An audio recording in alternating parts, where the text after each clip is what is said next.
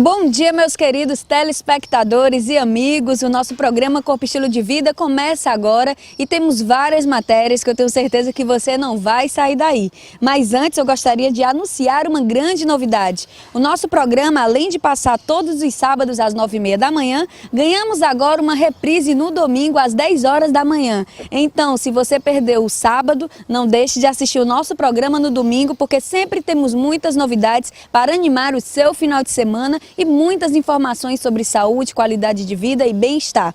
Confiram agora o nosso programa que só está começando. This is the remix.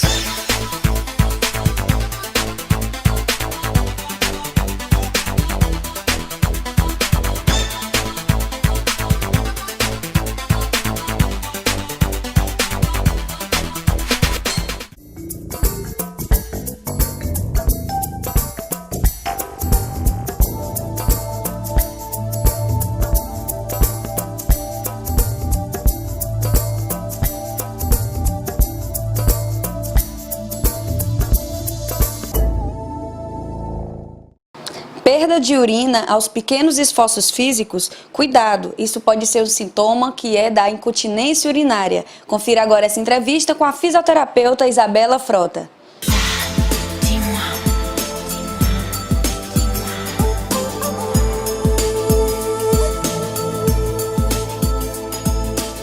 Olá, gente! Hoje vou conversar com a doutora Isabela Frota, ela que é fisioterapeuta, especialista em uroginecologia e vai nos explicar sobre todos os males da incontinência urinária. Não é, doutora? Tudo bem? Tudo bem, bom dia. Estou aqui com a Cleane para tirar algumas das dúvidas de vocês, o que puder estar esclarecendo hoje. É isso aí, doutora. Então vamos começar já sabendo o que é incontinência urinária e os tipos dessa incontinência. Bom, a incontinência urinária é qualquer perda involuntária de urina e ela pode ser dividida em até 3 tipos. A mais comum, a mais conhecida é a incontinência urinária de esforço, quando a paciente tosse, espirra, exerce algum tipo de aumento da pressão abdominal que acaba perdendo urina. Temos também a incontinência urinária de esforço, que é uma vontade súbita de urinar, a qual às vezes a paciente não consegue chegar ao banheiro. E quando a paciente apresenta os 2 tipos de incontinência, tem-se a incontinência urinária mista. Bom, e a gente sabe que acaba que a incontinência urinária sendo um desconforto muito grande na vida dessas pessoas, não só das mulheres, como também dos homens, né? Acaba afastando do meio social, tudo isso baixa a autoestima deles, não é? Com certeza, é um fator muito grande de isolamento, da baixa autoestima, diminuição de atividades sexuais, inclusive. As pacientes deixam de visitar parentes, amigos por conta de incontinência urinária e demora um pouco a procurar tratamento por conta de não conhecer, de não ter acesso, de não saber que já existe tratamento, cirurgias, fisioterapia para tratar essa incontinência urinária. Bom, gente, o interessante é que a fisioterapia tem crescido muito nesse meio, para poder estar auxiliando os médicos que atuam na área da incontinência urinária a estar melhorando esse desconforto, as pacientes que se submetem à cirurgia mesmo para estar melhorando, vem fazer o pós-operatório com a fisioterapia e muita gente ainda desconhece esses tratamentos que a fisioterapia pode estar auxiliando as pessoas com a incontinência urinária. Com certeza, a fisioterapia atua não só no pré-operatório, quanto no pós-operatório. Em alguns casos, a fisioterapia é indicada ao invés de cirurgia e mesmo quando a cirurgia é indicada, ainda tem a atuação da fisioterapia no pós-operatório, melhorando dores, ajudando a paciente a retornar à sua vida normal, que era antes da cirurgia. Melhorando também o retorno ao trabalho e, assim, a vida sexual também, que muitas têm medo, sentem dores devido à cirurgia. Então, existem vários exercícios, não é, doutora Isabela?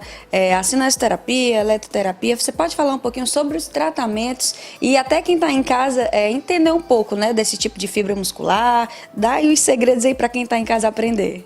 Existe alguns tipos de tratamento, os exercícios perineais, que são realizados a contração do assoalho pélvico, que existe duas formas de realizar esse tipo de exercício, através de uma contração rápida, que não se sustenta, contrações rápidas, e através de contrações lentas que se sustentam. É importante lembrar que o período de relaxamento de uma contração para outra, para que não haja fadiga muscular e esse músculo possa desempenhar uma boa função, manter sua boa função sem que haja fadiga. Aqui é o aparelho usado para fazer a eletroestimulação, a sonda anal, no caso, que realiza a contração para a paciente, dando uma melhor força, uma melhor consciência para executar esses exercícios perineais. Bom, gente, aqui é a pelve, no caso a pelve feminina, constituída da uretra, da vagina, mais embaixo o ânus. Toda essa região rosada, avermelhada, é a musculatura do assoalho pélvico ou do períneo. Então, é essa musculatura que tem que ser trabalhada através dos exercícios perineais, da eletroestimulação ou através do biofeedback. Aqui, como pode-se observar, existe a bexiga e o útero, que é sustentada também pela essa musculatura pélvica. Então, ele é importante para sustentar os órgãos pélvicos, por manter a continência urinária e fecal e responsável também pela função sexual. Essa contração pode ser fortalecida, pode ser trabalhada também com os cones vaginais, que são um conjunto de 5 cones, 5 pesos, que variam de 20 a 70 gramas.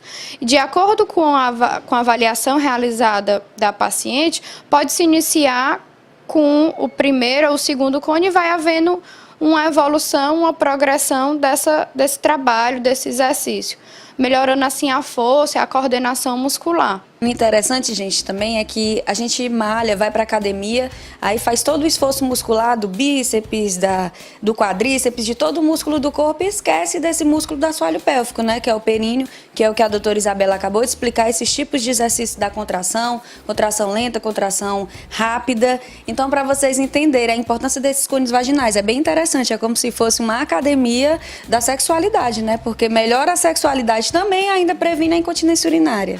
Com certeza, são músculos pequenos, são músculos que não são visíveis, como o abdômen, bíceps, como a Cleane acabou de falar, mas são músculos extremamente importantes para prevenir a incontinência urinária, usados e utilizados também durante o trabalho de parto. São responsáveis por manter a bexiga, o útero no seu local adequado, assim como também a musculatura bastante importante para o desempenho da relação sexual, da função sexual satisfatória. E os cones vaginais, com certeza, pode ser chamado de uma musculatura pélvica, já que é um peso na região pélvica. E com o aumento da melhora do desempenho da paciente, vai aumentando esse peso também. É isso aí, gente. Então, se vocês tiverem alguma dúvida aí na área sobre incontinência urinária, os tratamentos que a fisioterapia tem para poder estar auxiliando essas mulheres que têm essa incontinência e também melhorando a sexualidade, é só entrar em contato com a doutora Isabela Frota, com o e-mail que está aqui na telinha e também os contatos, os telefones, que eu tenho certeza que vai ser um prazer tirar a dúvida do meu público, não é, doutora? Com certeza, estarei à disposição, caso alguém precise tirar alguma dúvida, ou por e-mail, ou por telefone. Todos os meus contatos estão com a Cleane, estou à disposição a todos. É isso aí, gente. Espero que vocês tenham gostado do nosso tema de hoje, que foi incontinência urinária e melhora da sexualidade. E espero que vocês assistam sempre o nosso programa e vou lhe convidar mais vezes, tá, doutora? Para estar esclarecendo sobre esse assunto tão importante para nós mulheres. Tá, obrigada, Cleane. Foi um prazer estar aqui com você hoje. É isso aí, obrigada.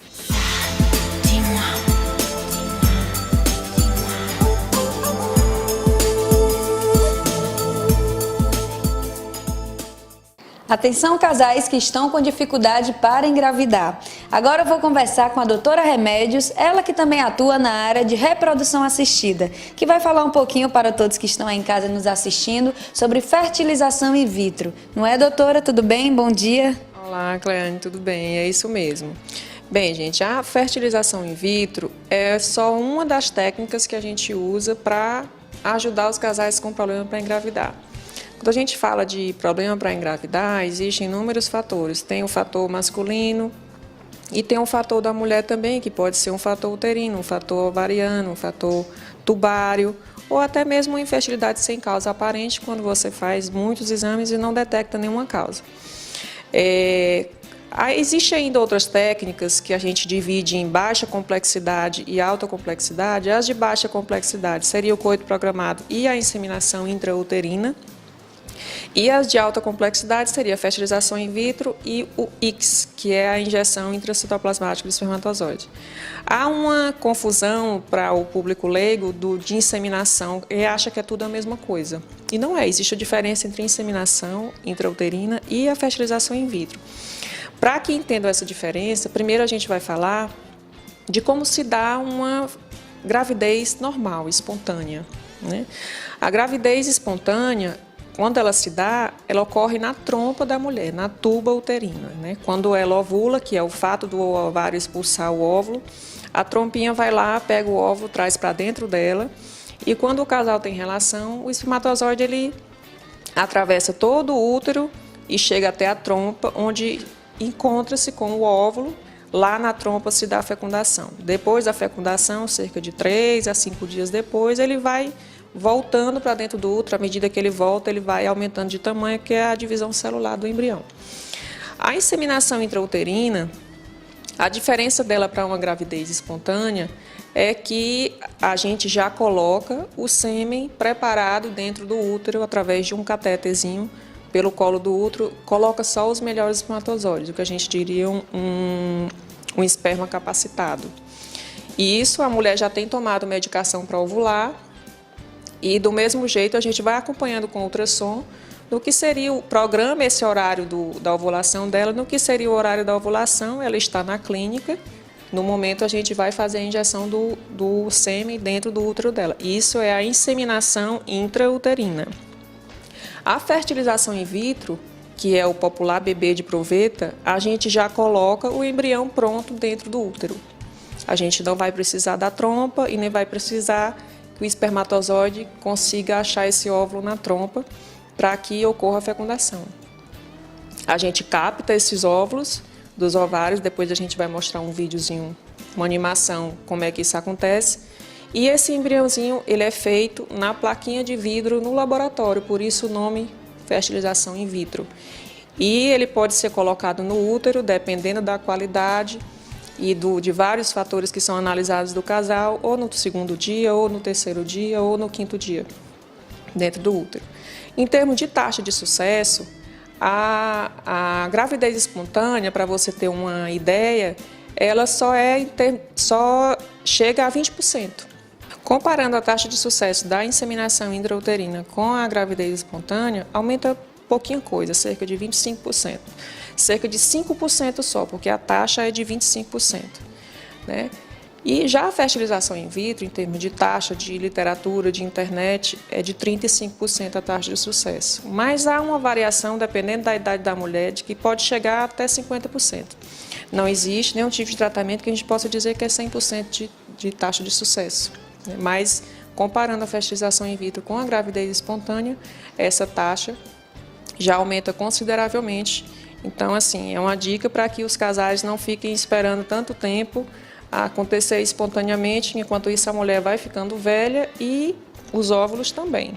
Doutora, eu gostaria de saber, além desse tema maravilhoso que é sobre fertilização, a partir de quantos anos a mulher pode se preocupar ou não de não ser mais fértil? Bem, Cleane, a gente sabe que a idade limite é 35 anos. Depois de 35 anos, a fertilidade da mulher cai cerca de 75%. A idade já é um fator indicativo da fertilização in vitro, né? Porque se você for para a literatura, acima de 35 anos, uma mulher que já está tentando engravidar há algum tempo e não consegue, já tem uma indicação direta de fertilização in vitro. Fora o fator idade, O que eu falei antes, a infertilidade sem causa aparente também é uma indicação. Um fator masculino de moderado a grave e a obstrução tubária, principalmente, né?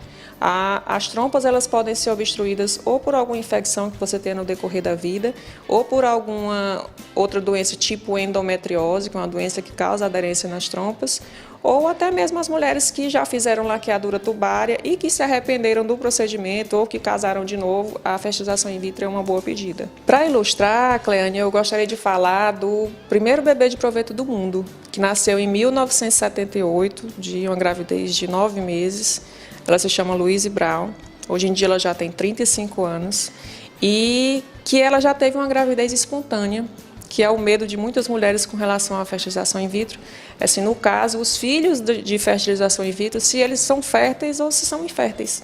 Está aí a Louise Brown para comprovar que já foi mãe espontaneamente, sem precisar do auxílio da técnica em que ela foi gerada. É isso aí, gente, que bacana. Agora vocês vão ficar com a doutora Remédios explicando essa animação da fertilização in vitro. Eu aproveito já para agradecer mais uma vez a sua presença e agora a gente vai assistir, né, junto com você, a fertilização bem legal in vitro em forma de animação. Obrigada, doutora. Obrigada a você, Cleane, e aos telespectadores mais uma vez. Vamos conferir o vídeo para ver como é interessante. Bem, gente, aqui está mostrando o útero, aqui, ó, o ovário e a trompinha, que é quem pega o óvulo quando ocorre a ovulação. No meio do ciclo, esse folículo se rompe, aqui está o óvulo. Quando ele se rompe, a trompa capta o óvulo para dentro dela.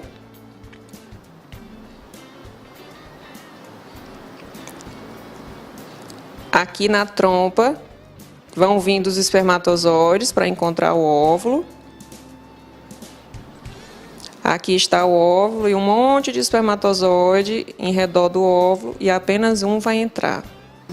Fertilização in vitro. A mulher toma medicação, hormônios para estimular o crescimento dos folículos. A gente viu que anteriormente no normal tinha só um folículo. Na fertilização in vitro, essa quantidade hormonal faz com que cresçam vários folículos no ovário, para que a gente possa captar uma quantidade maior de óvulos.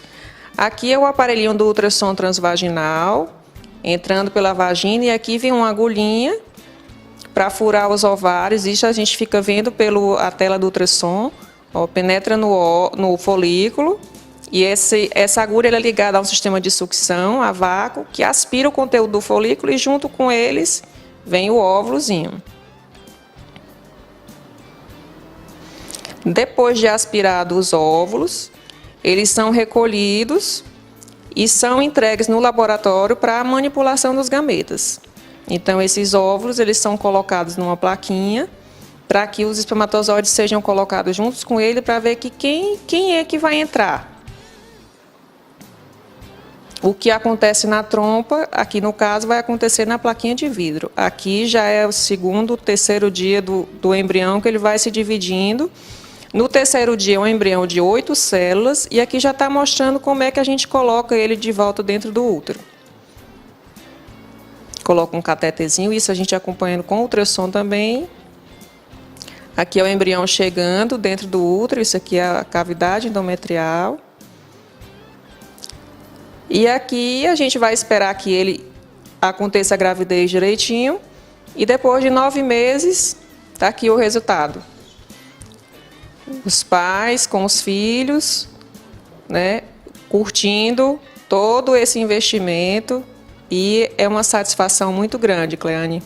A gente vê os pais depois do resultado, quando positivo, é uma coisa assim fantástica, tanto para a gente como para eles. Bom, gente, espero que vocês tenham gostado da animação e até a próxima entrevista. Obrigada.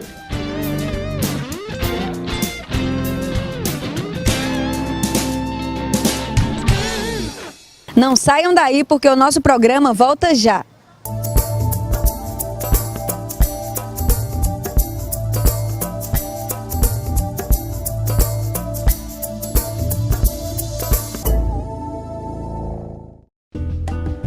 Quando o peso que eu carregava fez o meu corpo reclamar de dor, você estava lá.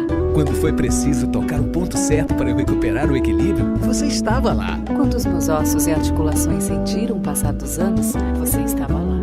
Fisioterapeuta, obrigado e parabéns pelo seu dia. 13 de outubro, Dia do Fisioterapeuta. Uma homenagem do Crefito 6.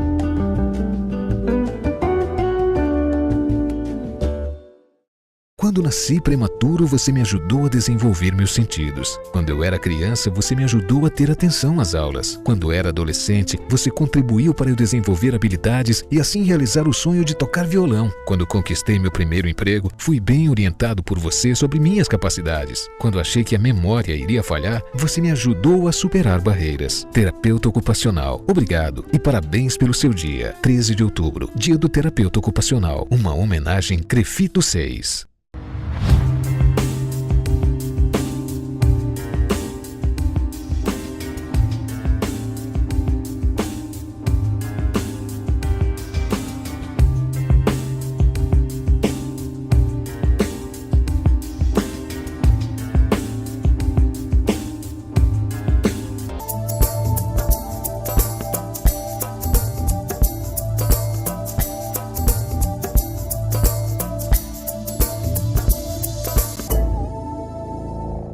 Bom, gente, sempre aqui no nosso programa a gente aborda vários assuntos relacionados à saúde da mulher, falando sobre infertilidade feminina. Mas hoje a gente vai falar sobre os problemas que levam o homem a ter essa infertilidade. E quem vai nos esclarecer sobre o assunto é o nosso convidado, o Dr. César Pinheiro. Tudo bem, doutor? Bom dia. Bom dia, Cleane. Tudo bem? Esse é um aspecto muito importante porque, através dos tempos, a mulher sempre ficou como a responsável pela dificuldade dos casais engravidarem. Tanto que nós sabemos, através da história, de vários casos de reis e presidentes que deixaram suas mulheres buscando engravidar. A medicina hoje descobriu que em 40% a 45%, quase a metade dos casos de infertilidade, a causa é do homem. Se nós formos colocar de maneira compreensível, nós poderíamos dizer que temos os problemas hormonais, nós teríamos os problemas genéticos, alterações de cromossomos que levam esses homens a produzirem esperma numa quantidade e numa qualidade alterada. Nós temos problemas nos próprios testículos, o mais conhecido deles, a varicocele, que em algumas circunstâncias a correção cirúrgica vai melhorar a problemática do homem. Temos causas infecciosas, hoje muito comum, em decorrência das doenças sexualmente transmissíveis, e nós temos também a influência do mundo moderno, o cigarro, a utilização de drogas, o uso de medicamentos às vezes prescritos de maneira inadequada, a utilização de medicamentos de maneira inadequada para se ganhar massa muscular. O importante é nós termos uma ideia muito clara. Naqueles casais que têm dificuldade de engravidar, o homem tem que ser muito bem investigado. Essa investigação começa com um exame muito simples, o espermograma. Ele é feito depois de 2 a 3 dias sem ter relações. Coleta-se em um bom laboratório. Dependendo das alterações, você pode necessitar de alguns outros exames complementares. Dosagens hormonais, como a testosterona, o FSH, o LH, a prolactina. Existem testes complexos que podem ajudar a entender por que alguns homens, aparentemente com espermograma normal, têm dificuldade de engravidar, como o teste da fragmentação do DNA espermático.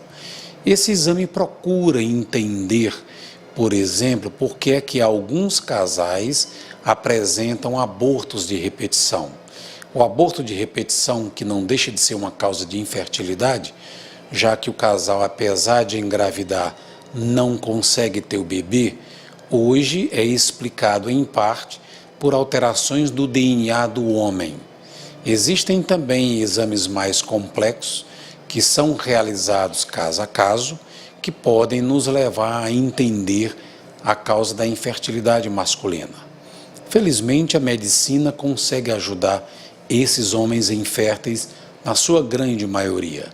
Se forem casos mais leves, não havendo problemas no caso da mulher, uma inseminação intrauterina pode resolver o problema.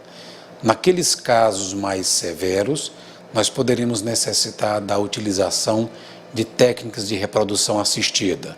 Naqueles casos em que o homem não tem espermatozoide, hoje esses parceiros também podem ser ajudados.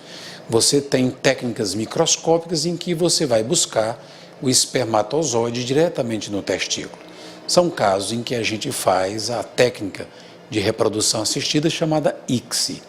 O importante é que, primeiro, a investigação deve ser dos dois. Segundo, hoje a grande maioria dos homens inférteis pode ter a oportunidade de biologicamente se tornarem pais. Bom, como o Dr. César mesmo acabou de falar, existem vários tratamentos, né, que levam o homem até a sua fertilidade de volta com o avanço da medicina.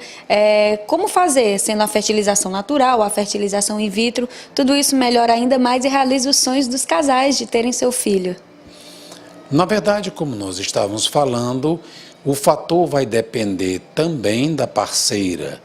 Se você tem um problema leve no homem, mas tem alguma alteração na mulher, você vai ter que discutir com o casal, dentro das técnicas disponíveis, qual é aquela que melhor se adequa para o casal. Se você tem um problema leve no homem, numa mulher com menos de 35 anos de idade, sem problemas tipo endometriose, ovários micropolicísticos, alterações nas trompas, você pode discutir com o casal uma metodologia simples como a inseminação intrauterina. No caso de problemas mais sérios, uma diminuição considerável do número de espermatozoides, alterações severas da motilidade, modificações graves da morfologia ou mesmo a ausência de espermatozoides, você vai abordar com o casal a utilização de técnicas mais sofisticadas, como a reprodução humana, o bebê de proveta, utilizando técnicas como a ICSI. O importante é o casal ter em mente que o tempo é um fator que não pode ser desperdiçado, porque devemos procurar iniciar o mais breve possível a abordagem do tratamento do casal. Recordando que existem aqueles casos com que metodologias simples como a correção de varicocele poderá solucionar o problema. Muito bom, Dr. César. O nosso programa Corpo e Estilo de Vida só tem a agradecer, eu tenho certeza. E o nosso público aí de casa, você sempre esclarecendo com assuntos realmente maravilhosos, principalmente nesse mundo da área da mulher, né? O sonho da mulher e do homem de realizar, ter a sua família, ter a sua continuidade na vida. Eu só tenho a agradecer a você pela sua participação e até o próximo programa com muitas mais novidades e temáticas diferentes. Obrigada. É um prazer, Cleane. Até a próxima. Estamos à disposição daqueles que queiram se inteirar, ter mais informações a respeito desse e de qualquer outro assunto que envolva o sonho de realizar a família, ter filhos. Você sabe quantos fios de cabelo podem cair todos os dias? Pois é, o nosso tema de hoje é sobre queda capilar. E quem vai nos responder sobre o assunto é o nosso dermatologista, Dr. Januário Júnior. Tudo bem, doutor? Tudo ótimo, Cleane. Um prazer aqui estar no seu programa. E espero que hoje a gente consiga mais uma vez fazer alguns esclarecimentos, né? Hoje o nosso tema é queda de cabelos, né? Um tema muito comum nos consultórios. Espero que a gente consiga ajudar um pouquinho aí a esclarecer algumas coisas, alguns mitos a respeito dessa questão. Então, doutor, até quantos fios de cabelo podem cair por dia que não seja preocupante, principalmente para nós mulheres? Então, Cleane, existe um número, né, que seria em torno de 100 fios de cabelo por dia, né? O ciclo do cabelo, ele se inicia com uma fase de crescimento, passa por uma fase final, no caso, chega a uma fase final, que é chamada de fase telógena, onde a gente observa um período de repouso dos fios de cabelo, dos folículos pilosos, que é onde são produzidos os fios de cabelo. Essa fase terminal, ela vai acabar com a queda desse fio e que vai dar lugar, no caso, a outros fios de cabelo. Então, é normal, então, levando em consideração o ciclo normal do cabelo, que caia em torno de 100 fios por dia.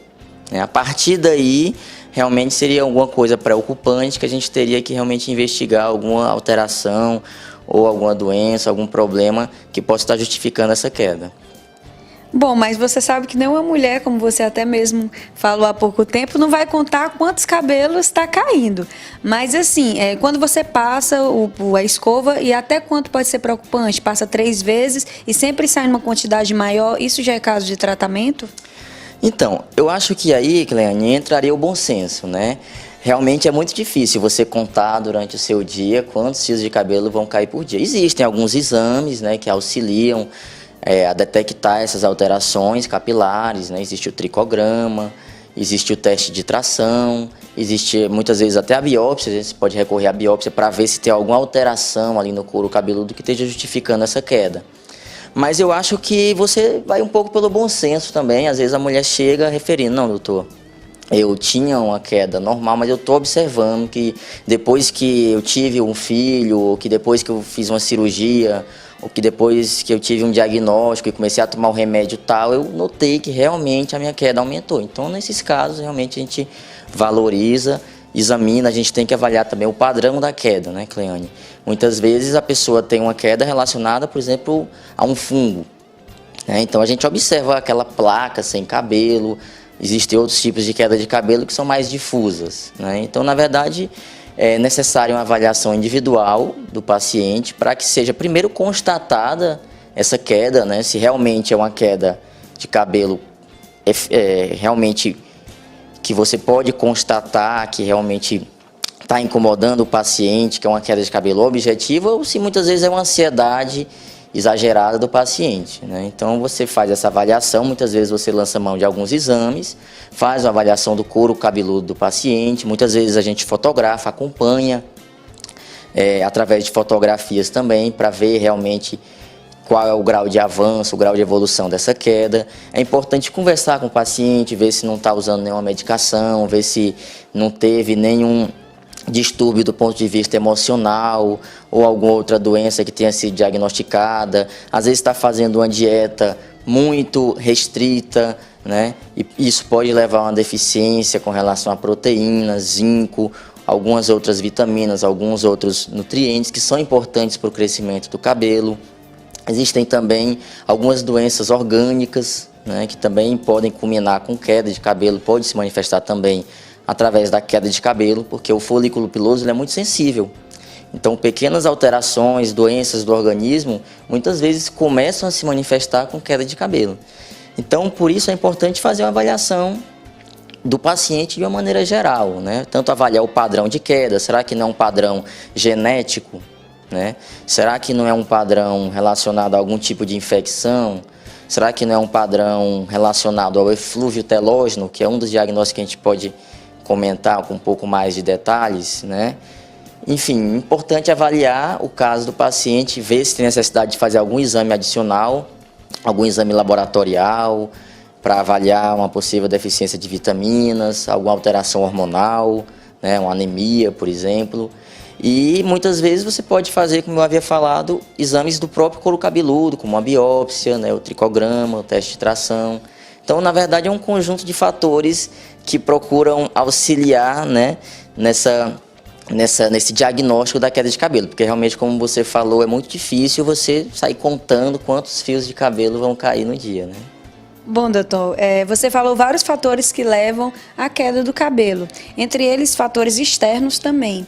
O sol em excesso pode prejudicar a queda de cabelo, ou então a caspa, que é muito comum as pessoas terem caspa. Isso vai prejudicar na queda? Isso, a caspa é um tipo de inflamação, né? Dermatite seborreica, né? Uma inflamação crônica do couro cabeludo. É uma causa de queda de cabelo também. Então, é uma coisa que precisa justamente ser avaliada. Daí a importância da avaliação individual do paciente, né? Muitas vezes você controlando a caspa, você controla a queda, né? E a radiação ultravioleta também tem o seu papel. Inclusive, foi até bem lembrado por você, muitas vezes as pessoas sempre pensam no cabelo apenas do ponto de vista estético, né? Mas, na verdade, o cabelo ele tem um efeito de proteção contra a radiação ultravioleta do couro cabeludo, né? Então, ele também tem um papel importante nesse sentido de defesa, não apenas do ponto de vista estético, porque normalmente a queda de cabelo incomoda muito, porque sempre esteve relacionado à questão estética, o cabelo ele remete historicamente a poder, né, a sucesso, Então, quando a pessoa desenvolve um quadro de queda de cabelo, isso logo preocupa, porque afeta logo do ponto de vista em relação à sociedade, a aceitação social, a autoestima, a aceitação pessoal, né, no caso do indivíduo consigo mesmo. Então, por isso que a queda de cabelo, logo no início, a partir do momento que se manifesta, as pessoas já têm uma certa ansiedade, uma preocupação, meu Deus, será que vai voltar a ser como era, será que não? E isso motiva muito os pacientes a procurarem os consultórios dermatológicos. É isso aí, gente. Então, se você que está em casa, seja homem ou mulher, penteando o cabelo, ou então percebe que tem essa queda em excesso, é bom procurar realmente um bom dermatologista para esclarecer, fazer a avaliação correta, porque cada caso é diferente, não é, doutor? Isso, Clénia. Na verdade, as causas são inúmeras, né? E o tratamento vai ser de acordo com as causas. Então, é muito importante a gente investigar, né, saber se realmente tem alguma causa específica que esteja levando àquela queda para você tratar pontualmente aquela causa e você resolver o problema do paciente. Então, as causas são das mais variadas, né? Desde doenças que levam a alopécias, né? Que no caso é o termo técnico para queda de cabelo, né? Cicatriciais, no caso alopécias cicatriciais são aquelas que levam à formação de cicatrizes. Essas a gente tem que tratar mais rápido, se preocupa mais, porque uma vez a lesão formada, dificilmente vai voltar a nascer cabelo ali, né? Formou uma cicatriz. Existe um outro grupo, né, de doenças chamadas de alopécias não cicatriciais, em que essas, como o próprio nome está dizendo, não formam cicatriz, então a chance de voltar, ela existe uma grande chance de haver uma recuperação, né? Dentre essas causas de alopécias não cicatriciais, né, aí a gente pode citar o eflúvio telógeno, como eu havia comentado, né, que nada mais seria do que um desequilíbrio do ciclo normal do cabelo. Então, muitos fios passam para essa fase terminal, né? E nessa fase terminal é que ocorre a queda para que ocorra a substituição por novos fios. Então, por alguma razão, às vezes um estresse emocional muito forte e prolongado, às vezes uma cirurgia, às vezes alguma doença, às vezes uma febre prolongada, enfim, fatores variados, medicações também, né? Isso pode interferir no ciclo normal do cabelo, fazendo com que vários fios passem para esse estágio terminal, que é chamado de estágio telógeno, né? Levando a essa queda. Então, é uma queda que muitas vezes não acontece no momento da agressão. Às vezes ela vai acontecer 4, 5, 6 meses depois. E o paciente muitas vezes não relaciona aquele evento, né? Mas é uma queda de cabelo que, uma vez identificada a causa, você trata, existe uma recuperação. Lógico que o paciente tem que ter a consciência de que isso não acontece rapidamente, às vezes demora 2 a 3 meses, mas existe a recuperação, né? E o eflúvio telógeno, no caso, é uma causa bastante comum de queda de cabelo a nível dos consultórios, né? Existe também a queda de cabelo do ponto de vista genético, né? Que seria a alopécia androgenética, que muitas vezes acaba preocupando mais os homens, mas a gente sabe que acomete também as mulheres, né? Com um padrão de queda diferente, mas também pode acometer. Então, na verdade, as causas são variadas e elas precisam ser avaliadas para você tratar a causa para ou curar o problema ou pelo menos retardar, né? No caso, por exemplo, da alopécia androgenética, que é um quadro genético, né? Que são os famosos, né, os carecas, não é? Um termo mais popular, onde os homens também podem apresentar essa calvície e as mulheres, como o Dr. Januário acabou de falar. Muito obrigada mais uma vez pelos seus esclarecimentos aqui no nosso programa. Eu tenho certeza que o público aí de casa tiraram todas as suas dúvidas sobre o assunto de queda de cabelo. E se não, se tem alguma dúvida ainda, é só entrar em contato com o e-mail do Dr. Januário, que eu tenho certeza que vai ser um grande prazer responder, não é, doutor? Com certeza, Cleane, eu agradeço mais uma vez a oportunidade. Estamos aí à disposição, né, para algum esclarecimento, e um abraço a todos. Não saiam daí, porque o nosso programa volta já.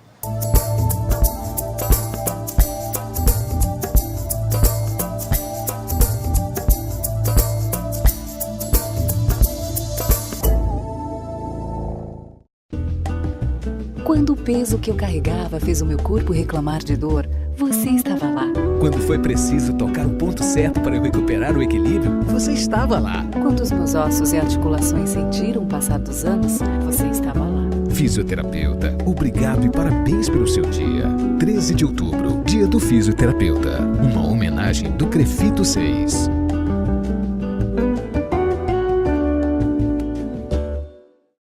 Quando nasci prematuro, você me ajudou a desenvolver meus sentidos. Quando eu era criança, você me ajudou a ter atenção às aulas. Quando era adolescente, você contribuiu para eu desenvolver habilidades e assim realizar o sonho de tocar violão. Quando conquistei meu primeiro emprego, fui bem orientado por você sobre minhas capacidades. Quando achei que a memória iria falhar, você me ajudou a superar barreiras. Terapeuta ocupacional, obrigado e parabéns pelo seu dia. 13 de outubro, Dia do Terapeuta Ocupacional. Uma homenagem Crefito 6.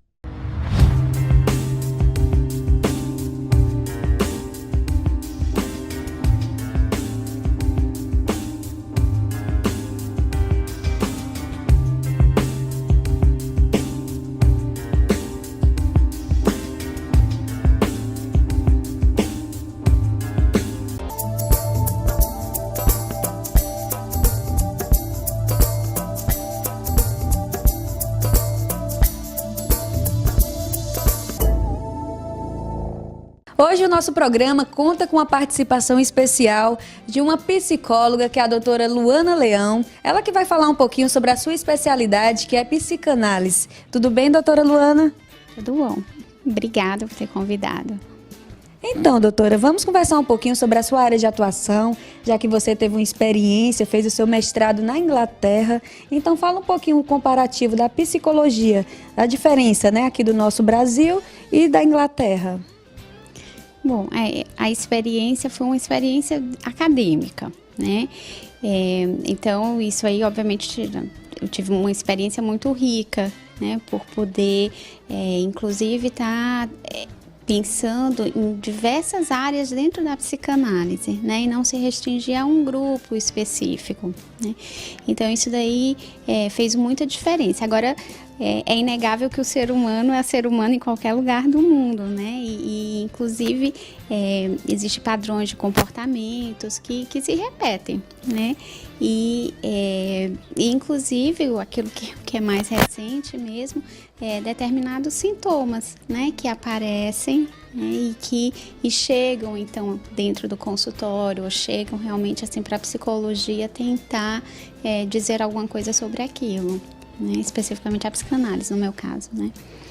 Bom, doutora Luana, a sua experiência como psicóloga, né, na atuação clínica, quais são os problemas mais comuns que aparecem assim no seu consultório, a discussão, até porque a gente sabe que no dia a dia, homens e mulheres trabalham no mesmo ritmo, o estresse só aumenta. Então, o que você tem a falar dessa procura no seu consultório? O que traz um paciente, qualquer pessoa, para um consultório de psicologia é sempre assim, um sofrimento elevado, tá? Então, assim, às vezes as pessoas me perguntam qual é o momento de procurar uma análise, né? Ou então um tratamento psíquico qualquer. E o que a gente sempre diz é a partir do momento que aquele sintoma passa a intervir, né, de uma maneira negativa na vida da pessoa. Tá? Então, assim, por exemplo, outro dia eu tive uma mãe que chegou até a mim para perguntar se já era o momento de levar a filha que tinha desenvolvido determinado medo, uma fobia, né? E a minha pergunta foi: qual é a interferência na vida dessa criança nesse momento, né? Então ela disse, bom, a criança já não está querendo frequentar determinados lugares por causa disso, então tem determinadas pessoas que ela também não consegue entrar em contato. Então a vida dessa criança, ela estava começando a ser tomada por esse sintoma, né? Então o grau de sofrimento já estava começando a ficar muito elevado. Então esse é um momento para realmente... Então, na verdade, o que traz um paciente para o consultório é sempre um sofrimento. Tá? Agora, esses sofrimentos realmente eles variam muito, né? Ele pode ser um sofrimento amoroso, né? Que realmente assim é muito comum, né? No consultório. E aí outros sofrimentos que são sofrimentos que a gente até percebe mais, até que a gente diz, é mais desse momento, né? Que a gente está vivendo, né? Um grande sintoma que aparece hoje em dia é essa coisa da síndrome do pânico. né, em que assim o paciente tem muitas reações físicas, né, que às vezes até confundem, acham que é de um cunho orgânico e que na verdade vai fazer toda uma investigação, né, e aí percebe que não, que a causa realmente não está ali, né? Então esse é um sintoma muito comum hoje em dia, né?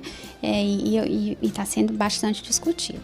E assim como a depressão, né? Assim, a depressão é algo que até existem autores que dizem que a gente, na verdade, está vivendo um momento absolutamente depressivo, né? Assim, que então não deixa de ser um sintoma que aparece de uma maneira muito forte. Algumas mães que estão em casa nos assistindo agora, que percebem alguma alteração já psicológica assim, no filho, como elas devem intervir, assim, procurar uma psicóloga, já levar, o que elas devem fazer?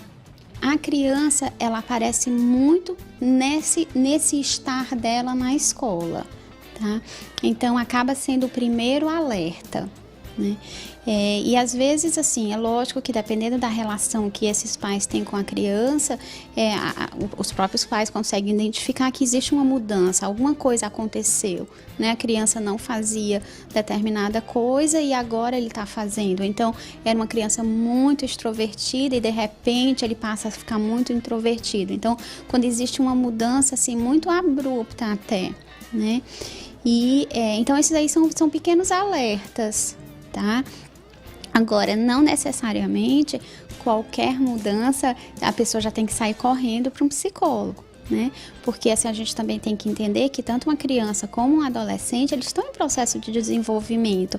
Então, faz parte essas alterações, né? Assim, essas mudanças mesmo, principalmente na adolescência, né? Então, faz parte do desenvolvimento, que é um desenvolvimento natural. Eu acho que ninguém chegaria para falar que mexer, né, com o psíquico de uma pessoa é alguma coisa que seja simples, né, e rápida. Realmente não é, né? Na verdade, isso é uma das grandes queixas, né, assim, que a gente escuta, né, principalmente nesse momento, né, que a gente está vivendo, voltando assim para essa coisa do contemporâneo, em que as pessoas querem respostas muito rápidas, né, coisas muito imediatas e curas meio milagrosas, tá?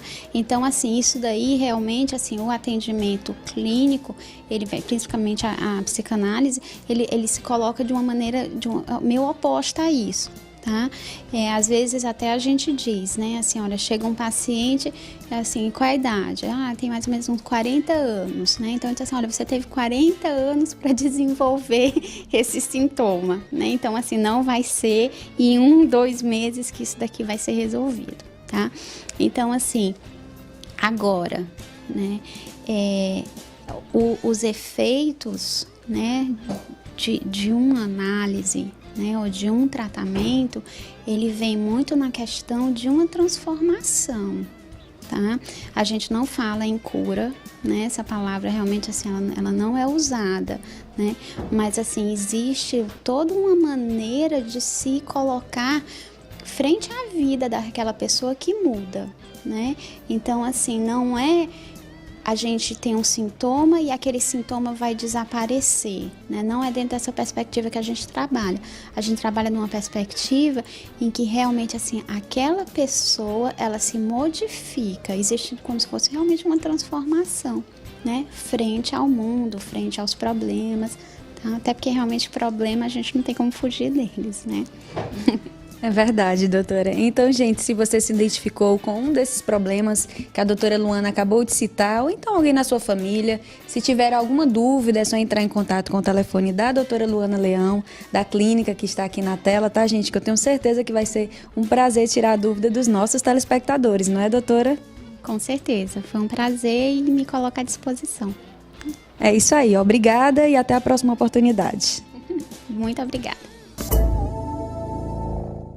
Bem, amigos, o nosso programa chegou ao final, mas no próximo sábado nós temos mais um encontro marcado aqui na Nordeste TV, afiliada do SBT, às 9h30 da manhã. E ainda a nossa reprise no domingo às 10 horas, pois se você perdeu o programa no sábado, já sabem, no domingo também tem programa Corpo e Estilo de Vida comigo, Cleane Fontinelli. Eu desejo a todos vocês um excelente final de semana e uma semana bem abençoada com muitas realizações. E se você quiser mandar alguma sugestão de pauta, é só entrar em contato com a nossa produção no endereço de e-mail que está aqui na telinha, tá, gente? Um grande abraço no coração de todos e até o próximo sábado, se Deus permitir.